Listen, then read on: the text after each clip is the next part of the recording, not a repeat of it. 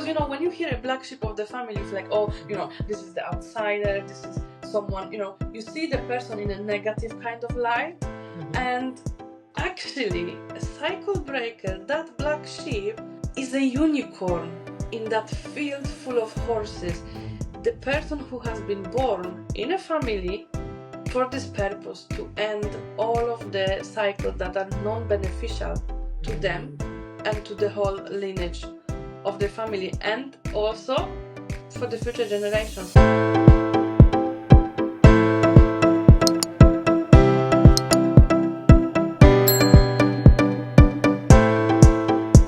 Today's guest is Aga Oke, an angelic priestess, holistic therapist, and coach who specializes in ancestral healing. With over 4 years of practice working alongside fellow cycle breakers, reversing negative patterns, Aga is a true unicorn in her field of horses. Aga breaks the chains of family secrecy with no shame. Having recovered from a narcissistic relationship from an abusive ex-husband, which ultimately left her homeless, Aga has been able to rediscover her superpower and purpose. As a single mother and entrepreneur, today Aga helps many souls from around the world to voice their truths without the fear of judgment. Aga Oke has been recently featured on Bathrobe Moments television show hosted by Dr. Lauren Harris, where she shared the uncomfortable truth of how she overcame the abuse she experienced and how she got to a happy ending. Welcome, Aga. Hello, thank you so much for having me. Oh, it's my pleasure. Well, I am really interested in everything I have read so far in your bio. I'm Yeah, glad. I've had to go through some abuse and family secrecy and shames and things like that. So that's interesting as well. So, with all that said, what is one of the most courageous things you have done? I believe, this is just something that comes to me straight away, I believe the most courageous thing was being able to look myself in the eyes and admit that, okay, I have to do something about my situation. My situation doesn't serve me anymore. So taking that first step, making the decision that I have to leave the abusive relationship, I have to protect myself and my daughter and just, remove ourselves from there. I think that was, the most courageous things I've done, because I took that step, and I did it. And right now I cannot imagine my life, being different. And sometimes I think, what if I never left? What would happen, right? And I don't even want to go there, because I'm just happy, and I appreciate that I did. Absolutely. And very courageous of you, definitely. So, having recovered from a narcissistic relationship from your ex husband, which was abusive, and he ultimately left you homeless. Can you share more about that, please? Absolutely. When I was escaping, I knew I had a place to go, and it's actually very interesting, because I left that place. I was renting a room with one of the families locally in Bournemouth, in Dorset, right? Yeah. And I moved out of their house to move in with my now ex-husband, on the 12th of May 2015. And exactly 4 years later, on 12th of May 2019, I returned to exactly the same room. Wow. I went back to sleep in the same bed as I left 4 years before, but now with my daughter. And I just knew I will have a place to stay. After a couple of weeks, I was actually, the situation forced me out of that place as well. And the local council didn't want to help me at first. I ended up having nowhere to go. So thankfully, I got a nice job by that time. So I was able to get a free legal advice. And they Yeah. have told me that council has the duty to house me. So, maybe if there's anyone watching this and wondering what will happen to them when they leave, if you have a child, if you are a female, if you are a woman, your local council, your local authority has the duty to house you and your child. First of all, just temporarily, give you a temporary accommodation, such as B&B or a hostel or wherever. This is where I've been put. You can seek refuge. There are plenty of refugees. Or, ultimately, this will lead the council or other authorities to ensure that you have a house for yourself and for your child if there are children involved. Because that's what I did. I went there, I got an appointment, and I said to them, I did seek legal advice, and I understand that you have the duty to help myself and my child. And then the person left the desk, came back in a couple of minutes, said, yes, we've got, we already booked you in a B&B, blah, blah, blah. So, for 3 months-ish, I've been in and out of all of those B&Bs, hostels. At the end, there was a family hostel, which was, to be honest, was a horrible place. And Bless then you. I have managed to find a private flat where I was the one who sorted it all out, because I did get help from the council, but the flats that were presented to me were, it was not a living condition for myself and for my child. And but unfortunately, many people will take these things because that's what it's offered to them, and they have no choice. Okay, but I stood my ground and I said, I went so far that I will not settle for less that I deserve. So the following day, I have found a private flat through a private landlord. It has been sorted within 1 week. We moved in. So yeah, that was the journey of not having a house, not to come back to being homeless, even though we were not on the streets. Yes. Because I knew my rights, and many people, I feel, many people are on the street, or many women are scared to leave an abusive situationship simply because they've got nowhere to go. I had the choice to go back to Poland or stay in this country. I didn't feel like Poland was an option for me. So yeah, I stayed, and I went through this period of time where it was very, very difficult. But at the end of the day, it's in the past now, and I've healed from it. And it was horrible, but at the same time, it has taught me a lot about myself, because I didn't know how strong I was before. Now when I look back and I see how many things I have faced, or throughout all the years, even prior me leaving the relationship, because that was the abuse that led me to leave. I feel like I really need to honor this in myself. And then now when I look in the mirror, all I can see is this happy person who feels free today. And I even remember the police officer. He has told me that this is a domestic violence situation, and it is best if we leave. So he said to me, after a little bit of time, you will feel much lighter, you will feel much better, you just need to escape. And he was right. It took me a couple of years, but yeah. Oh, that's excellent. Because I know healing is paramount, and how can people realize this? When do they need to realize that you need to heal as well? Leaving the situation is one thing, but healing from it is another thing. Absolutely.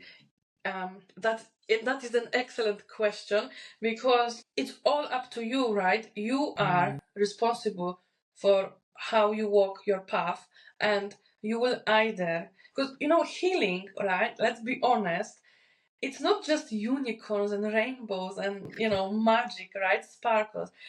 It's very often, of course, there are moments like that. Okay, like we heal to be happy, but very often it's lots of darkness, the uncomfortable truth, the it's like you dive very deep into your soul in all of the little corners, where there is so many things hidden, and sometimes you don't want to take it out, take it up to the surface. You don't want to do it. You don't want to face that truth because it's uncomfortable, because it's sticky, it's yucky, it's you.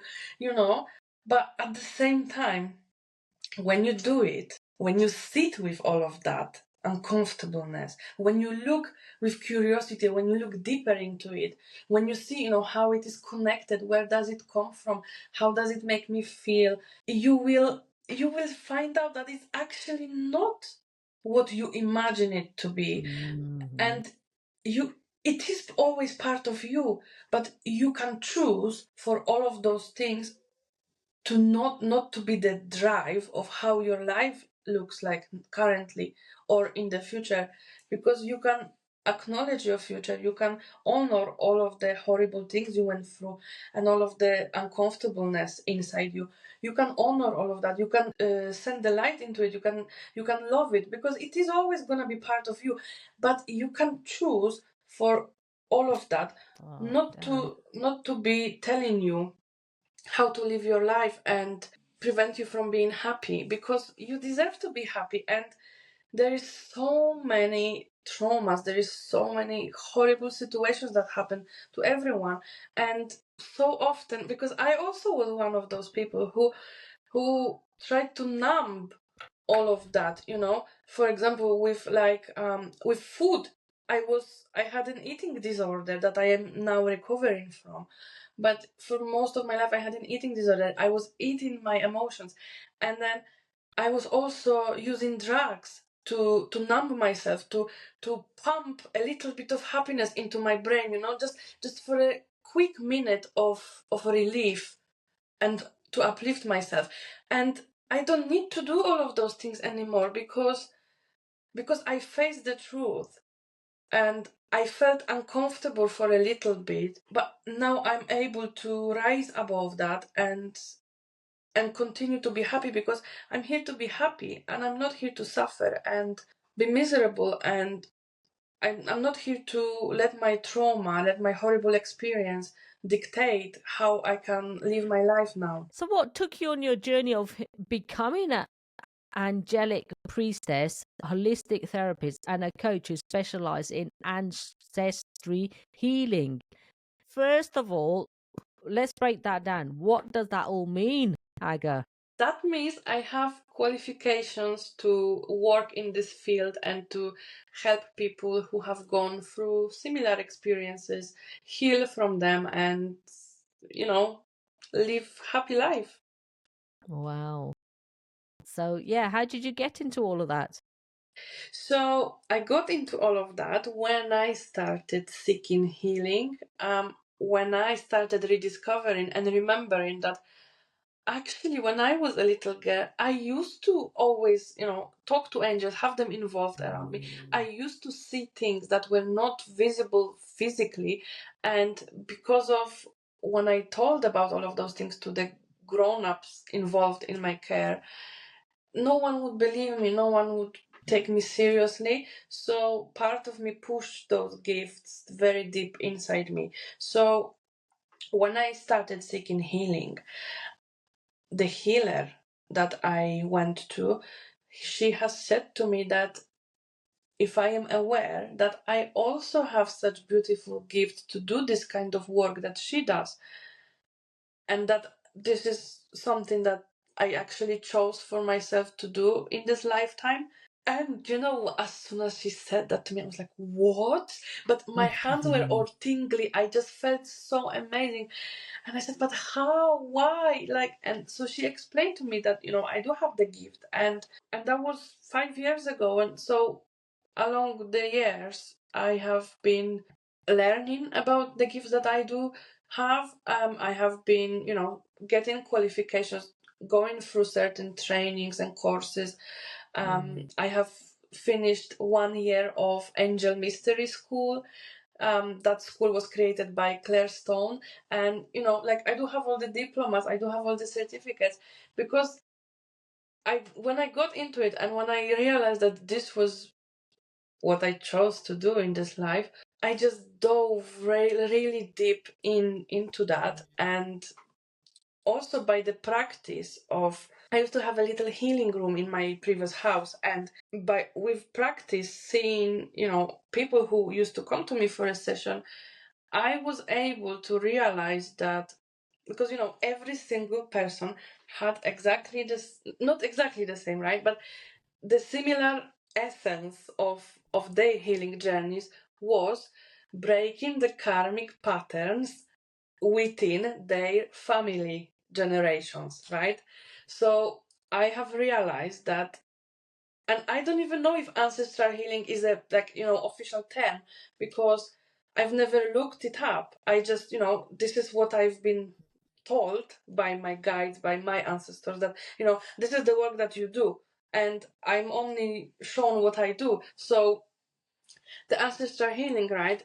That's how it got to me, that I just help people to identify and end all of the karmic patterns that they experience within their family. And then later along the way, I learned that there is a term, a cycle breaker, and then a black sheep of the family, right? So what I've done differently was I gave, because when you hear a black sheep of the family, you feel like, oh, this is the outsider, this is someone, you see the person in a negative kind of light. And actually, a cycle breaker, that black sheep, is a unicorn in that field full of horses.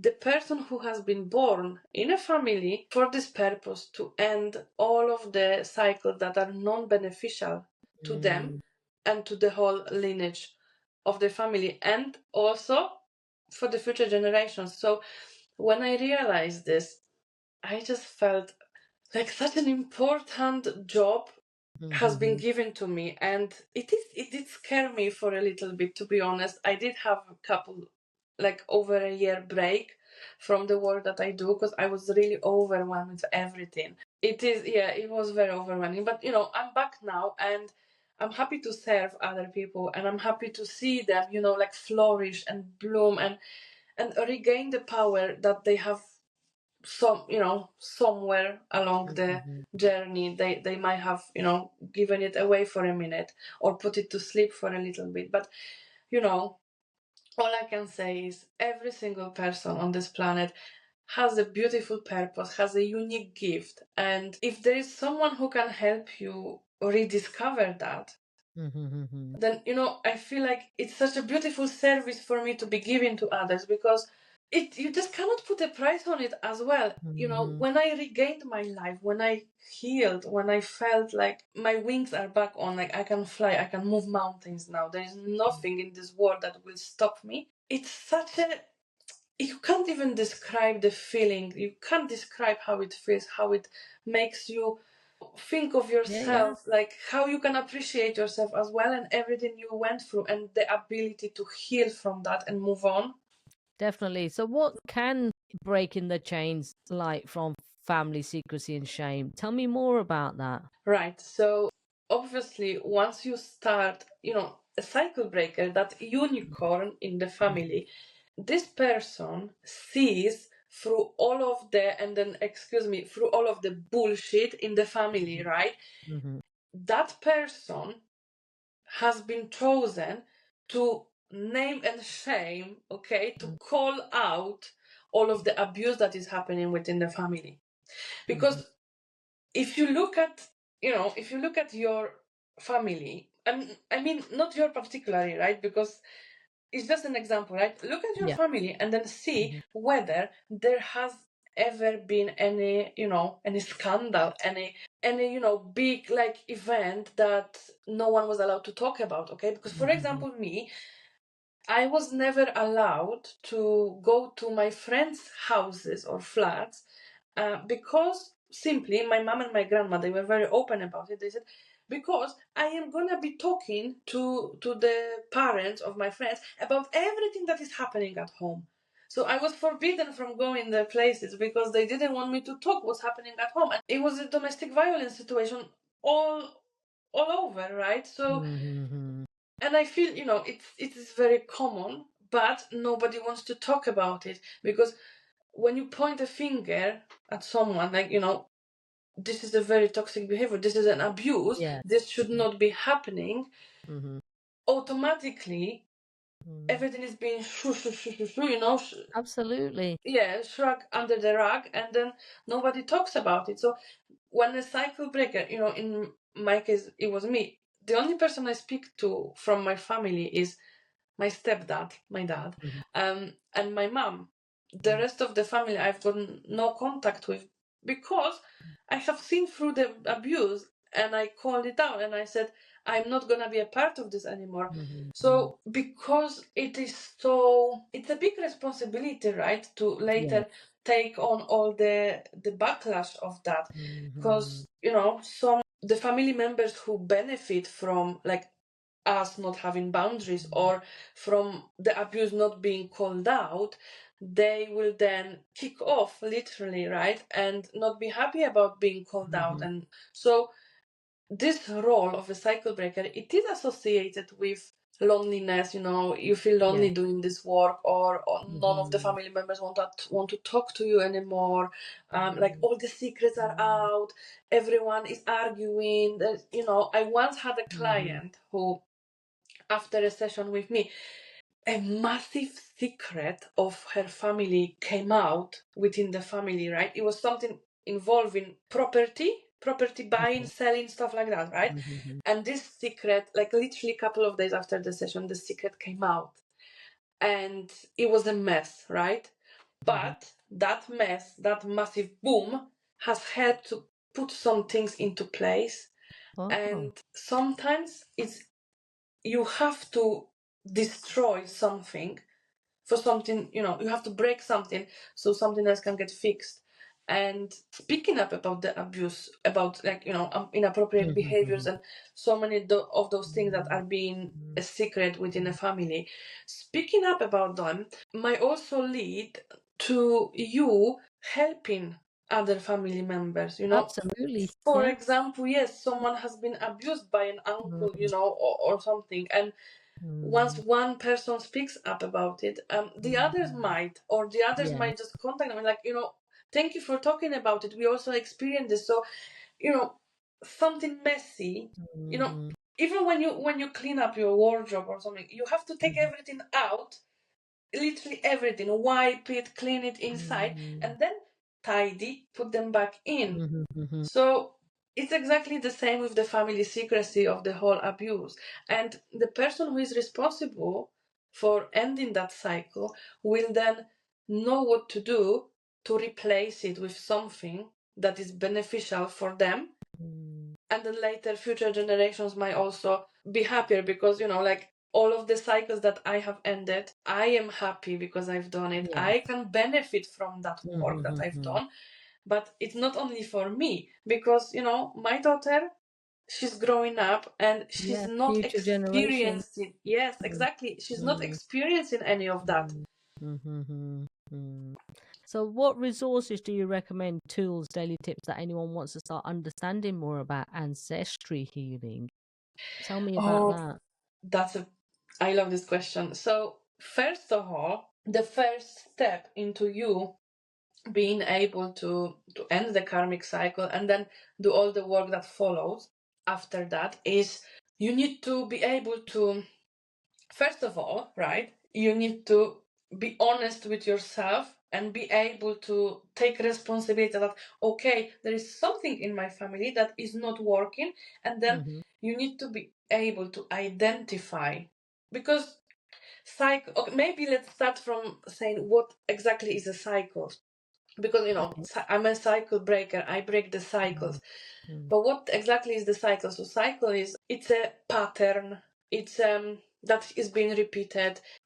Like all of the phrases. Sometimes you hear so many phrases that actually have no point. Like me, I used to hear in my household that children and fish have no voice. That means I could never speak my opinion, or my voice wasn't being respected. So my daughter is not like this at all. So like, it's all of those little things. Or maybe you notice there is a pattern, like your mother what is her marriage like, what is your grandma's marriage has been like, like all of the patterns that you can notice. And once you start thinking about it, you're gonna see them clearly. You just need to be able to see, be ready to see them. Because you know how it is, right? It's not always, we don't always want to see things, because Absolutely, then you have to do something about it. Otherwise, it's gonna be at the back of your head.